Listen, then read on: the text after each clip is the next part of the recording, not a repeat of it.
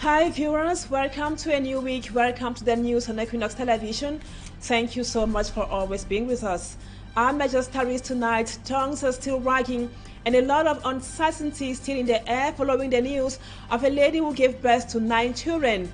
The 9 babies, biological babies of the said Nigerian lady, were the non-triplets born in Cameroon or in Nigeria, and authorities of the both countries are aware of that piece of information. All these questions are coming up as the health authorities in the southwest region of Cameroon refute rumors or allegations that 9 babies were born by a woman in the southwest region. We bring to you details of that controversial birth in this edition of the news. And what exactly is the cause of the death of the French diplomat in Cameroon? The lifeless body of the deputy consul of France in Douala was found hanging at his residence in Kongmondo here in Douala. Viewers, those are our major stories. Stay with us for details and more.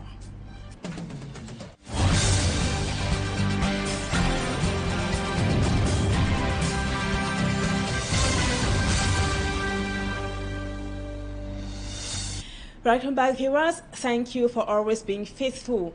We told you in the headlines the suspicious death of the deputy consul of France in Douala, Cameroon, is still shocking to many who believe he must have been strangulated and his death must to be a suicide, allegedly linked to a visa forgery scandal implicating several persons. While the French embassy in Cameroon announced that investigations to determine the causes and circumstances of his death have been opened, many still question why an autopsy was not conducted in the presence of a forensic physician on the scene. Let's now have more with Innocent Aze. Reacting to the death of the French diplomat in Douala, the French embassy in Cameroon qualified his demise as a brutal one. The body of Christian André-Marie Jouées that was discovered hanging in an apartment said to be his in the Kongmondo neighborhood's Douala 1 subdivision was carried away by Cameroonian authorities, alerted.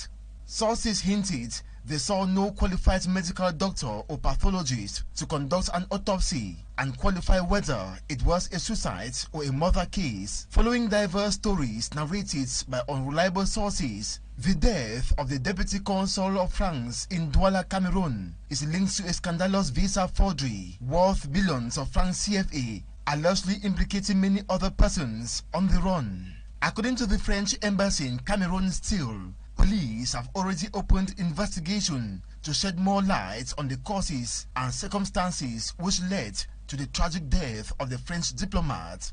While an official statement has not been made whether Christian Jouées died by suicide or assassination through strangulation, we sought to know from Dr. Patricia Komjomgang the role of a pathologist in such an affair. Quand on trouve quelqu'un suspendu à une corde, en cas de décès, when someone is found hanging dead, like was the case of the French consul in Douala, a pathologist is urgently requested to carry out an autopsy on the corpse right on the scene where it was found. It is through his findings that the truth will be unraveled to aid judicial investigation that will follow suit. It is worth mentioning that it is through examination of the corpse that the pathologist will qualify the death. Was it a natural death, a homicide, or suicide? These are the questions to be answered. If it is a suspicious death, for example, the autopsy conclusion will tell.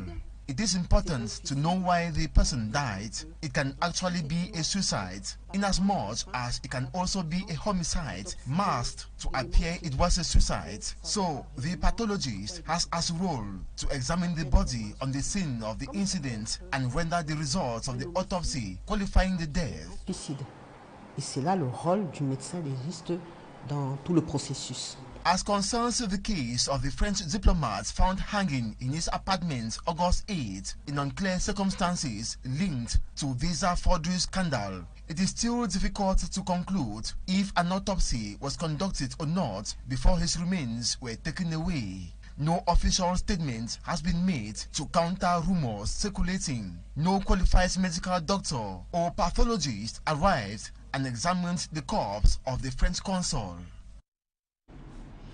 And now we talk education. In a fortnight, pupils and students across Cameroon will be resuming for the academic year 2023-2024.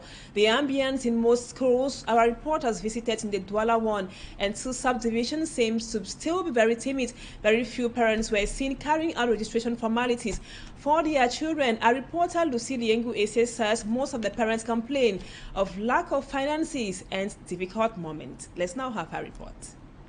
Less than 2 weeks to the start of the academic year 2023-2024, it is a timid atmosphere in most schools visited in the city of Douala. According to some school administrators, parents are still waiting for the last minute to register their children, and that most parents complain of hardship. Here in Commando, it's still very timid. Parents come to get information on school fees and furnitures. Demande la date de la rentrée scolaire. A handful of parents whom we met say they are trying to avoid the last-minute rush by seeking registration and buying textbooks for their children.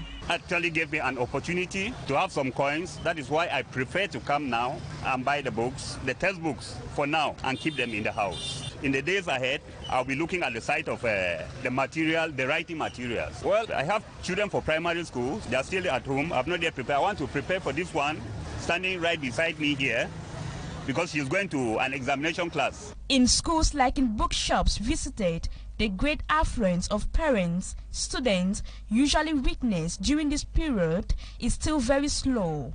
Sellers complain of a decrease in customers as compared to last year. It is very calm compared to last year, because last year at least the turnover was high, but now like this, we can see that most people having their bookshop, they are already crying that they will not achieve their goal at the end of this period.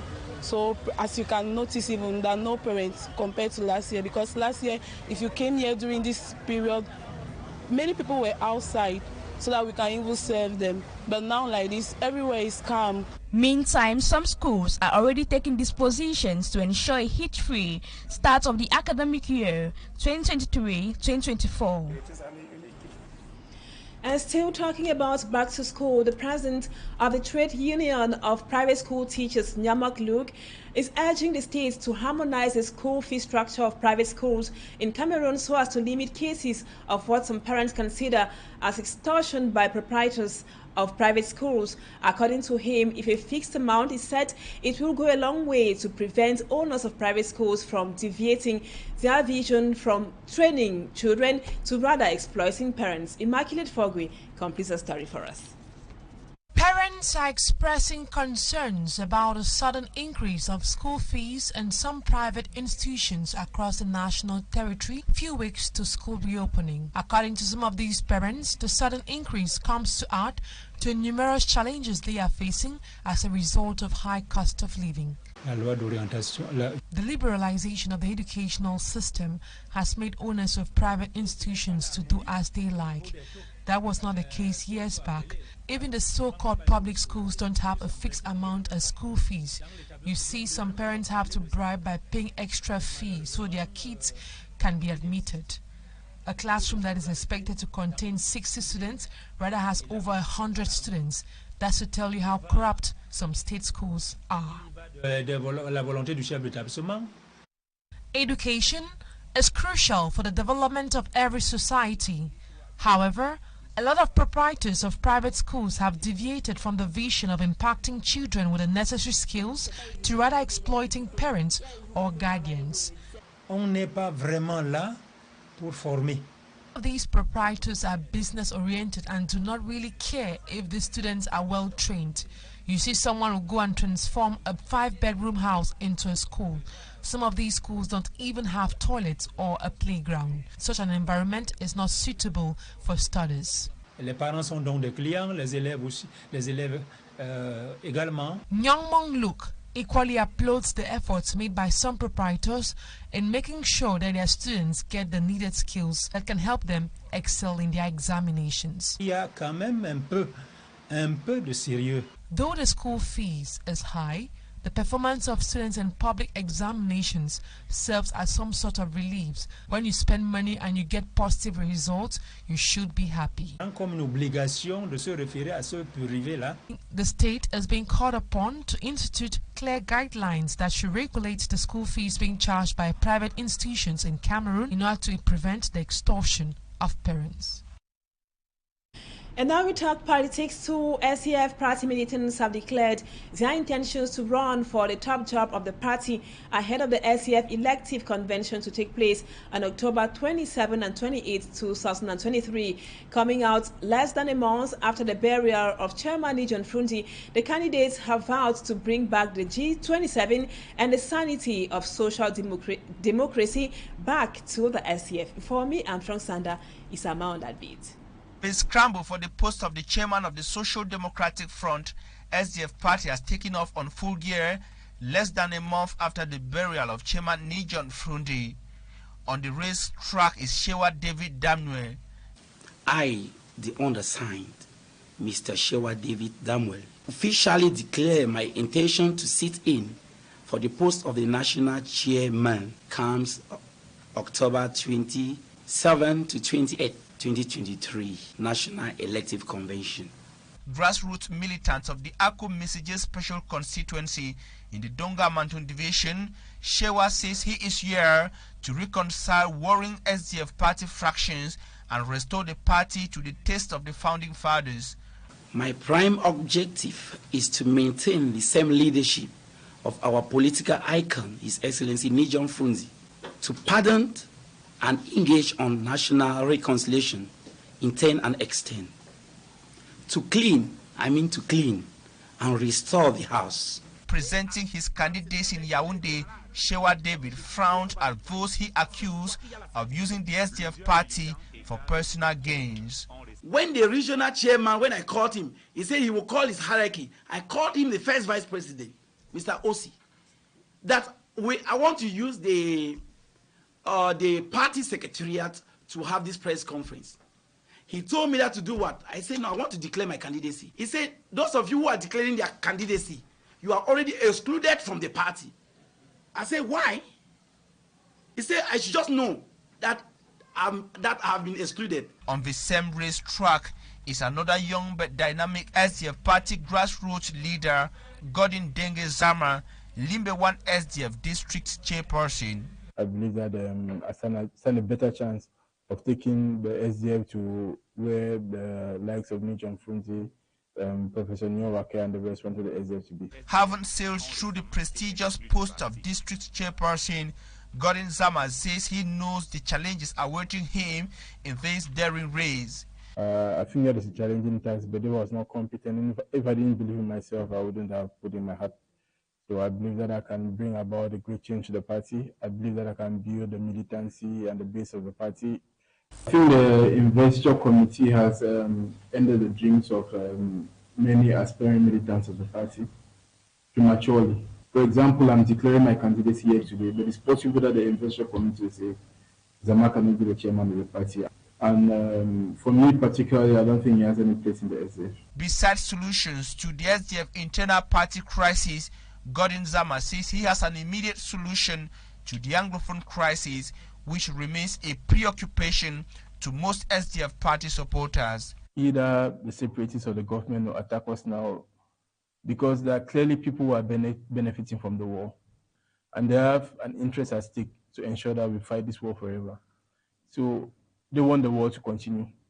Apart from those people, there is no other person in Cameroon that wants this war to continue.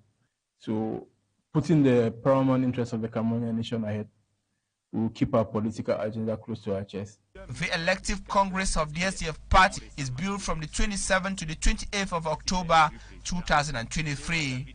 However, the candidacy files of Godin Zama, Shewa Damwe, and whoever intends to run will have to first of all be validated by the investiture committee of the Social Democratic Front before the D-Day. And still in politics, the 15th BRICS Heads of State and Government Summit opens tomorrow in Johannesburg, South Africa. Russia's President Vladimir Putin will participate virtually after he reached an agreement with South African President Cyril Ramaphosa not to attend. He is the target of an international criminal court arrest warrant following Russia's invasion of Ukraine. In the report which comes up next, our staffman Babila Jonathan looks at the stakes of that summit. Ahead of the summit of BRICS member countries, Brazil, Russia, India, China and South Africa in Johannesburg, President Cyril Ramaphosa reiterates his country's position on global power dynamics. In a televised address, he said South Africa will not get into that. We will not be drawn into a contest between global powers. Instead, our country strives to work with all countries for global peace and development. He adds that his country is standing in the gap for Africa in the BRICS Forum. The 15th BRICS Summit is therefore seen as another opportunity to fight for Africa. South Africa has always championed the interests of Africa within BRICS. To further advance the African development agenda, more than 30 heads of state and government from across our continent will be attending the summit at our invitation. We want to build a partnership between BRICS and Africa so that our continent can unlock opportunities for increased trade, investment and infrastructure development. The BRICS group accounts for more than 40% of the world's population and about 26% of the global economy. It offers an alternative forum for countries outside diplomatic channels seen as dominated by Western powers. As more nations are attracted by BRICS' economic strength, perhaps the most important and controversial issues the leaders are expected to discuss are the organization's expansion, the criteria of admission of new members, and guiding principles. More than 20 countries from around the world have formally applied to join BRICS, and several others have expressed an interest in becoming part of the BRICS family. South Africa supports the expansion of the membership of BRICS. Considering the fact that the bloc operates by consensus, divisions among BRICS member countries over criteria for admitting new members may prevent any major announcements at the summit. China, seeking to boost its geopolitical might at a time of tensions with the United States, is the main driver of expansion. Russia is welcoming it to overcome isolation over the Ukraine war, and India is also considering the idea. Brazil is the most skeptical of enlargement. Let you know that Cameroon's Prime Minister Chief Dr. Joseph John Goute is leading the Cameroonian delegation to the BRICS Summit in Johannesburg, South Africa. He and his collaborators will be working out Cameroon's interest. Earlier, Prime Minister Joseph John Goute had a brief working session with other members of the Cameroonian delegation. He instructed them to actively participate in the summit in a bid to prepare a comprehensive report that will be submitted to the head of state, President Paul Biya. And now, viewers, we come back to this report. We told you in the headlines that there is still a lot of controversy over the birth of 9 babies, be it in Douala, in Limbe, in Mamfe, or in Nigeria. Our reporter, Smart Njikan Gabriel, went about finding out what the controversy is all about. Are the local authorities in Cameroon or in Nigeria aware that the lady has given birth to 9 children here in Cameroon or in Nigeria? Let's now have the details with you, Smart Njikan Gabriel. Well, we will be coming to that report that would be in our subsequent editions of the news precisely at 8 p.m. So stay with us, viewers. That does it for the first part of the news. Don't go away. Talking Points comes up next.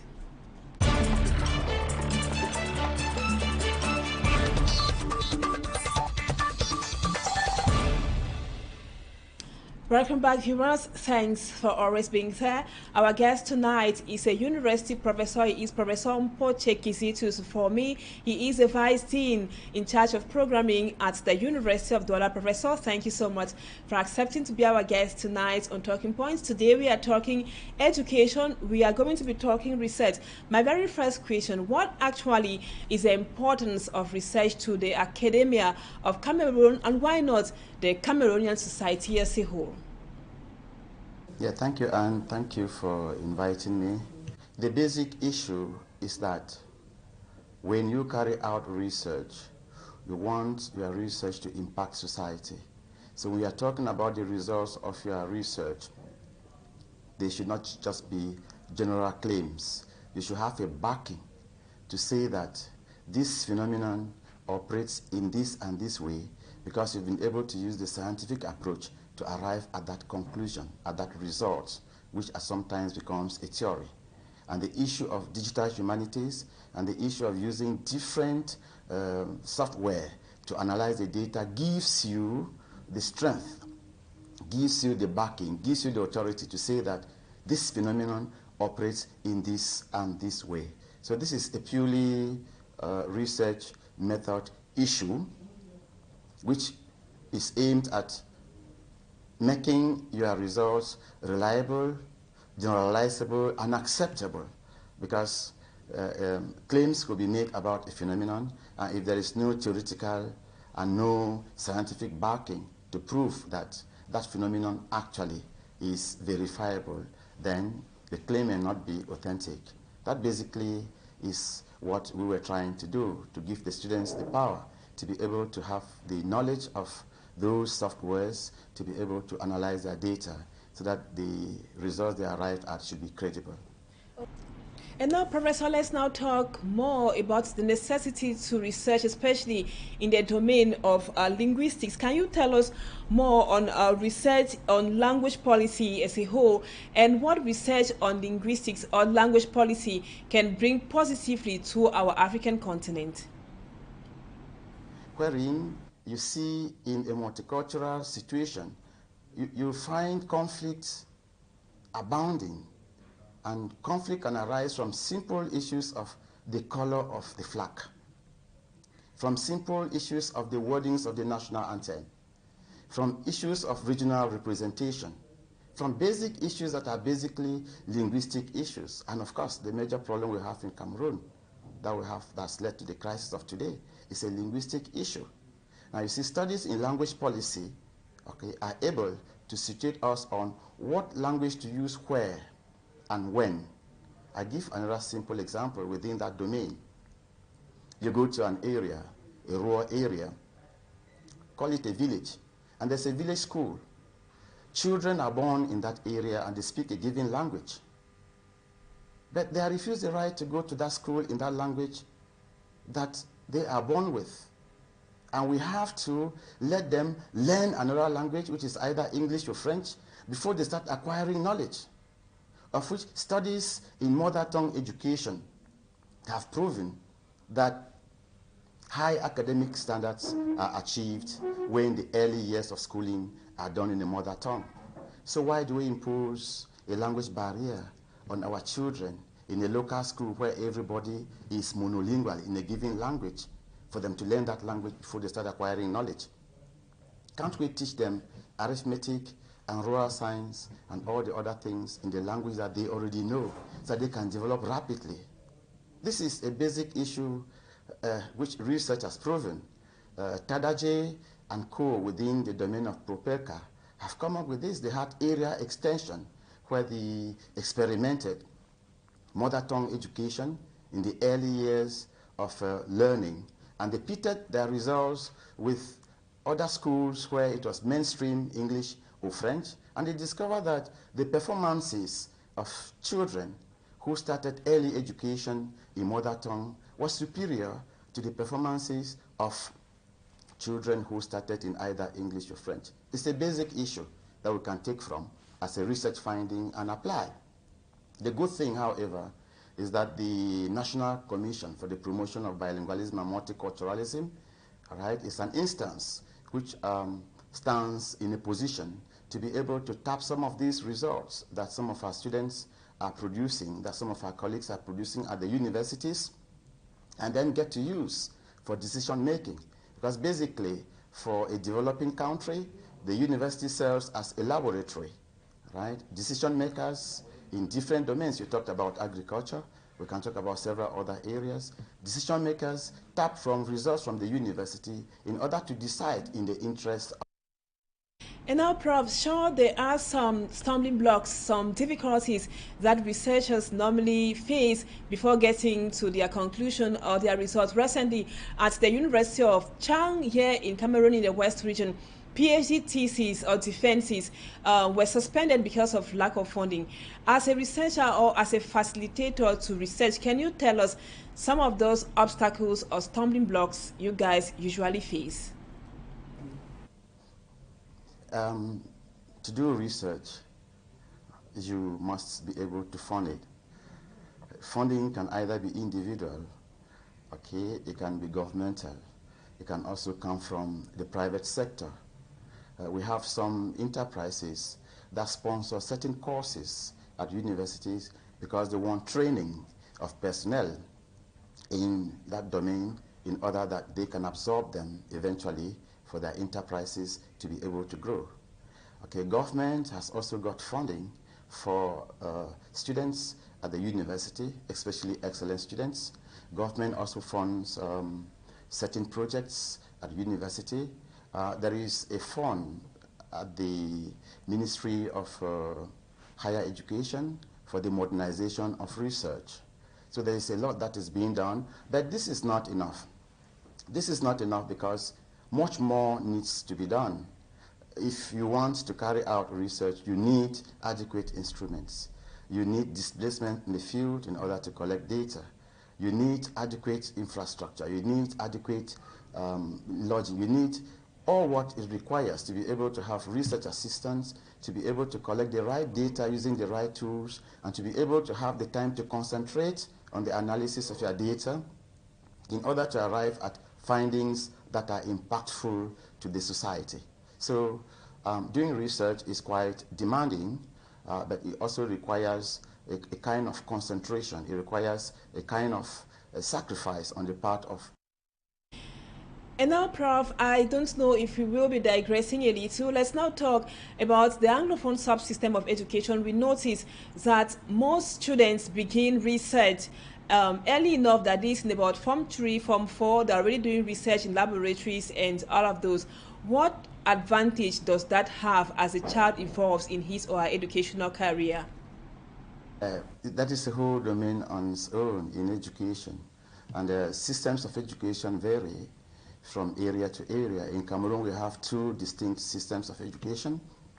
We have the English medium education that requires that a child gets specialized right from the base, and we have the French medium education that requires that the child goes up with generalities up to a very high extent before getting to specialized.